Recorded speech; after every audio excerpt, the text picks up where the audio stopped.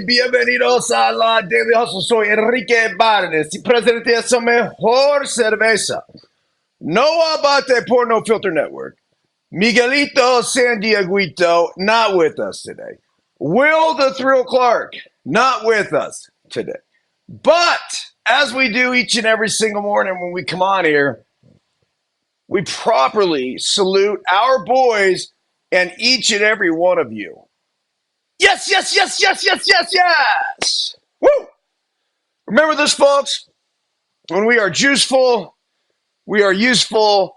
And when we are juiceless, we are fucking useless. A very pleasant good morning to you on the 8th day of August 2024. I did come out with a daily hustle this morning. I fired it out on the treadmill when I woke up this morning and figured out that it was, of course, National Pickleball Day.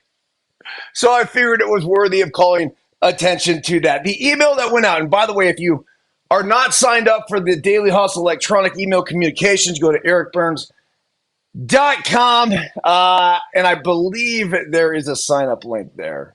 I don't know. Anyhow, if you are one of the 18 to 20,000 people that are so lucky to be able to get this, good on you.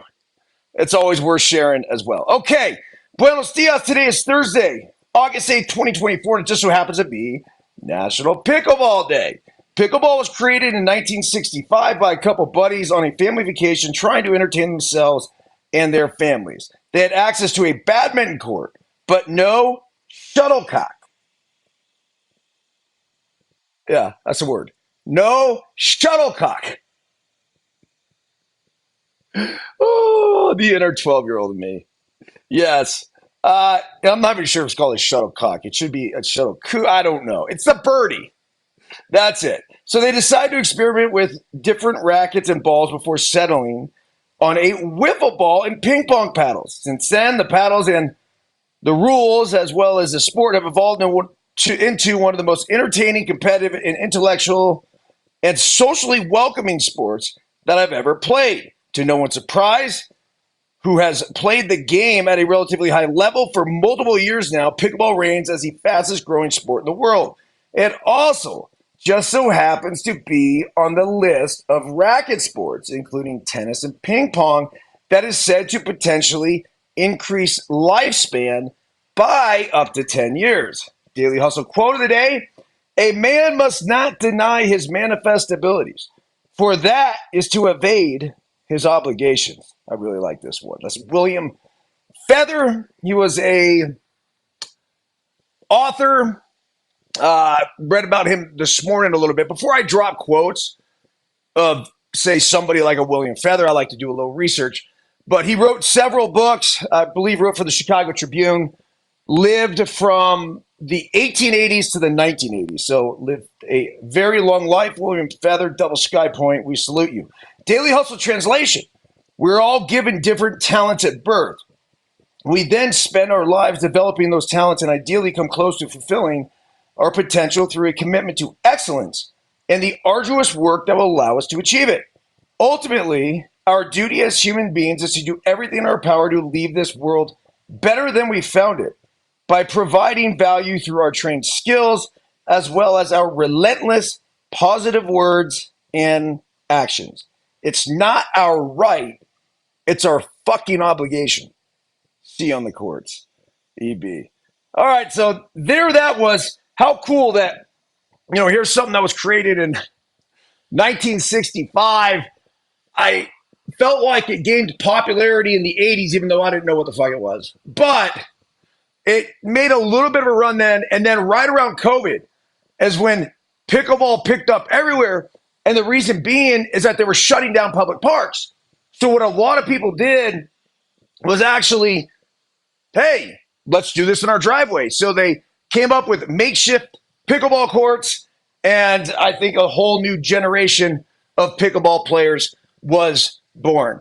Okay, last night I sat down and watched the Olympics for an extended period of time, which I haven't really done. I don't usually sit down for that long, but all I can say is that it was fucking awesome in every sense of the world, of the world, of the world and the word. So the big one that I saw here, though, was Quincy Hall. This dude was electric. Let's go over the article and then I'll give you my free flowing thoughts. Quincy Hall became the latest American to electrify the Olympic track and field with his out of nowhere comeback on Wednesday night, sprinting from far behind in the 400 meters to reel in three runners and capture the gold medal. Hall buried in fourth place as the runners rounded the last bend. He outran the runner on his outside, then two more on the inside to cross the line in 43.40 seconds, the fourth fastest time ever. Britain's Matthew Hudson Smith took silver, finishing 43.44 seconds, and Mazula Samukanga of Zambia won bronze, finishing in 43.74 seconds. Hall celebrated his improbable comeback by collapsing on the track and making snow angels. Quote, "I've got determination," Hall said. "That's what got me to that line. A lot of hurt, a lot of pain." Hall's the first American since LaShawn Merritt in 2008 to capture the gold in the one-lap race. His victory came an evening after American Cole Hawker came from behind to beat the favorites in the men's 1500. Hall, the 26-year-old who breeds dogs and loves riding horses. This is the most interesting man in the Olympics. He really is. Looked out of the running in a race that's all about pace. Okay, let me try this again. Hall, the 26-year-old who breeds dogs and loves riding horses, looked out of the running in a race that's all about pace. And more often than not, the problem is going too fast too soon. He was 5 meters behind Hudson Smith and 2012 champion Karari James, both to his left as they rounded the final curve, and he was making up ground on Jareem Richards to his outside for what looked like would be a good battle for bronze. By the end, James and Richards were afterthoughts. Hall was thrusting his chest at the line to beat the Brit, and Samukanga had also come from out of nowhere to take third. The new champ's reaction when he crossed the line, quote, "I just won. It's over. Next 4 years, I can say I'm an Olympic champion." All right. This dude, Quincy Hall. So if you haven't seen him and you didn't watch the race, the 400 is one of the most grueling fucking races at the Olympics. The reason being, it's one lap, full send sprint. So Hall, who was from Kansas City, and they showed his family and friends and everybody, a very eclectic mix of people watching from Kansas City was awesome. And he went to University of South Carolina. He's got a full fucking grill of gold teeth. It was epic. So here he is chasing gold, right? If Michael Johnson had the gold shoes, Hall's got the gold teeth. And he comes around what looks like this final turn, and he's fucking done. He's just done. You're like, dude, he's gasping for air. That teeth are out like this. He's got a big old underbite looking like a bulldog. And it's just, man, you're feeling for him because it looked like he wanted it so badly, but his body just wouldn't deliver. And then it was like he was shot out of a fucking cannon, man. One runner, he passes. Another runner, he passes. Another runner, he passes. Another runner, he passes. And then, woo! Snow angels on the ground. Quincy Hall. Fuck yeah, man. We salute you, dude. Nice work. Really, really, really fun to watch. Okay, one more thing I want to get into before we go here. The steeplechase. It's obviously a race that's not going to get a lot of love. I think it was, let's see, we'll figure out how far it was. But they only showed the last 3 laps of it. It's 3,000 meters. So what, 1,500 is 1 mile. It's like 2 miles. And there was a kid from BYU that basically shocked the world. And in the last 3 laps, Kenneth Rooks is this little white dude amongst all of these elite-looking distance runners, right? And he's in the back of the pack, and he's that kid that's just trying to hang on like, hey, guys, wait for me, wait for me. And he's there, and they're hopping over these hurdles, and you're landing in water, and the kid's just getting splashed, and it's, hey, guys, don't forget about me. And he's trying to keep up, and he's trying to keep up.